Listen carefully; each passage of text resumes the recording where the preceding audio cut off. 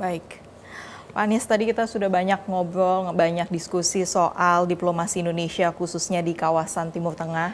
Sekarang waktunya saya mau kulik sedikit tentang Pak Anies nih. Selama ini kan Pak Anies dikenal oleh publik sebagai politikus gitu ya Pak. Kemudian nama Bapak muncul sebagai pejabat teras Kementerian Luar Negeri. Tentu publik ada suara-suara yang mempertanyakan apakah Pak Anies memiliki cukup kemampuan untuk mengemban amanah ini. Bagaimana Bapak menanggapi hal ini Pak? Jadi sebenarnya ini agak pribadi ya. Waktu saya ditawarin ini saya juga kaget. Saya mengerti jalan pikiran Pak Prabowo, tapi saya bilang sama beliau, Pak Presiden, satu, bahasa Inggris saya nggak bagus, bahasa Arab saya bagus.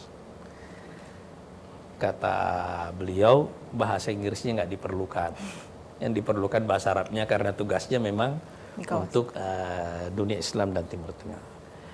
Kalau yang menyangkut dunia Islam dan Timur Tengah, saya punya lumayan pengalaman puluhan tahun mengelilingi kawasan itu dari dulu dan punya ruang lingkup pergaulan yang cukup luas, baik di kalangan para pemikir strategis, para politisi, para pejabat di banyak negara itu.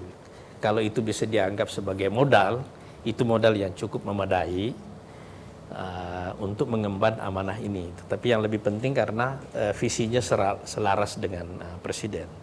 Cuma saya punya satu catatan. Kemlu ini adalah kementerian dengan proses rekrutmen yang sangat profesional. Iya. Saya cukup bangga bahwa saya menjadi bagian dari Kemlu sekarang yang proses rekrutmennya itu sangat profesional sekali. Dan begitu saya masuk ke sini, saya merasa nyaman karena saya dikelilingi oleh orang-orang yang sangat profesional.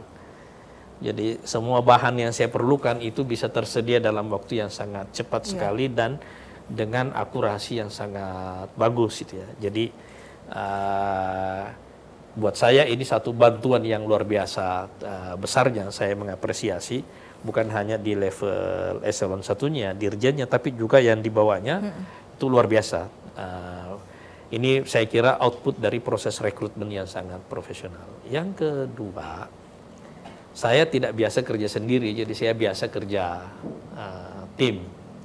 Dan menurut saya kerja diplomasi ini, karena ini merupakan kerja tim, saya punya banyak kelemahan, tetapi kelemahan saya insya Allah bisa ditutup oleh banyak sekali kelebihan yang ada pada teman-teman di pejabat di Kemlu sini. Mungkin juga saya punya kelebihan yang bisa saya kontribusikan. Tapi karena ini adalah satu kebijakan baru yang pertama kali ada di mana ada wamen untuk dunia Islam, sebenarnya saya lebih fokus kepada output, gitu ya.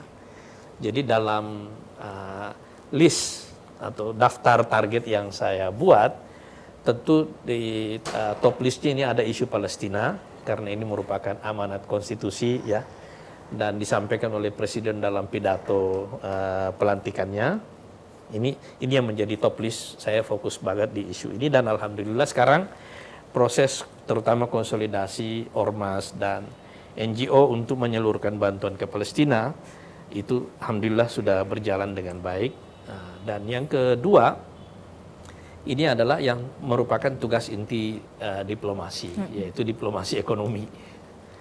Nah, ini yang saya fokus di sini, meningkatkan volume investasi, perdagangan, dan tentu saja turis ya.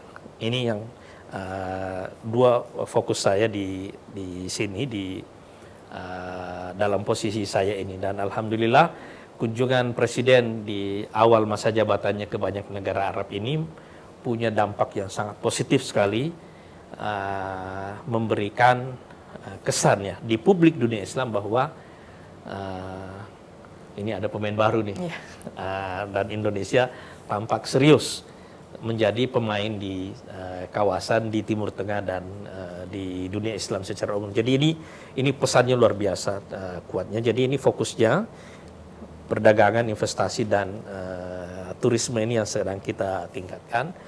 Ada proses yang ketiga menurut saya nanti ini adalah proses integrasi politik Indonesia dengan dunia Islam secara lebih masif dan bersifat jangka panjang. Tapi ini kan berjalan ya, bersamaan dengan peningkatan integrasi ekonomi, insya Allah integrasi politiknya juga akan ikut insya Allah. Jadi kira-kira itu 3. Baik, berarti Pak Anies menjawab keraguan publik dengan ya melakukan tugasnya aja ya Pak, apa yang harus dilakukan. Apa yang bisa kita lakukan, Betul. kita lakukan. Betul. Kalau tadinya politikus, sekarang sebutannya diplomat nih Pak. Hah? Diplomat. Sebenarnya dulu di DPR kita juga suka bilang namanya second track diplomacy. Oh, oke. Jadi diplomasi parlemen Ya. dulu gitu ya. Ada juga yang begitu. Cuma kalau di sini ada target output. Itu kan. Itu dia tantangannya. Nah, sekarang secara resmi menjadi diplomat nih ya Pak. Ada pendekatan khusus nggak Pak? Mungkin dari ritme kerja Bapak sebagai politikus kemudian sekarang menjadi diplomat. Pasti ada ya kayak gitu ya. Kalau dulu saya di DPR ya, karena ini pertama kali saya di posisi eksekutif ya.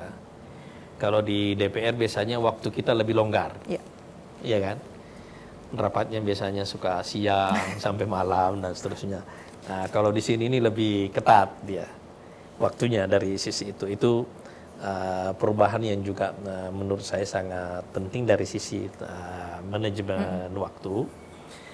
Tapi ada hal yang menurut saya lebih fundamental dari artinya perbedaan dalam pola kerja ya. Ya. Waktu kita mengejar target-target, terutama dalam bidang ekonomi tadi itu ya, investasi, perdagangan, dan turis ini, kita berhubungan dengan banyak negara lain yang jadwalnya belum tentu match dengan Betul. kita. Iya kan?